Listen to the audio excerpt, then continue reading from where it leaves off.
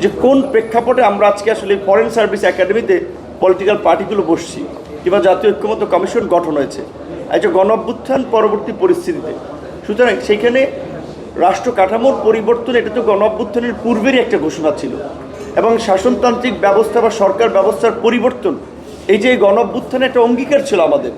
সেই জায়গায় রাজনৈতিক দলগুলো যেন যার যার দলীয় দৃষ্টিভঙ্গির ঊর্ধ্বে উঠে আমরা একটু চিন্তা করতে পারি, মতামতগুলো দেই, কমিশনও যেন একটা শক্তভাবে সিদ্ধান্ত গ্রহণ করে, এইটা আমাদের আহ্বান থাকবে। তারা যদি স্পেসিফিকভাবে, যেটা আমরা বারবার বলি, সংস্কারকে কোনো দলের মুখাপেক্ষি করে ফেলে কিংবা দলের সম্মতির উপরে নির্ভর করে, তাহলে কিন্তু অনেকগুলো মৌলিক সংস্কার শেষ পর্যন্ত আমরা ঐক্যমতে পৌঁছাতে পারবো না এবং এটা বাস্তবায়নও সম্ভব হবে না।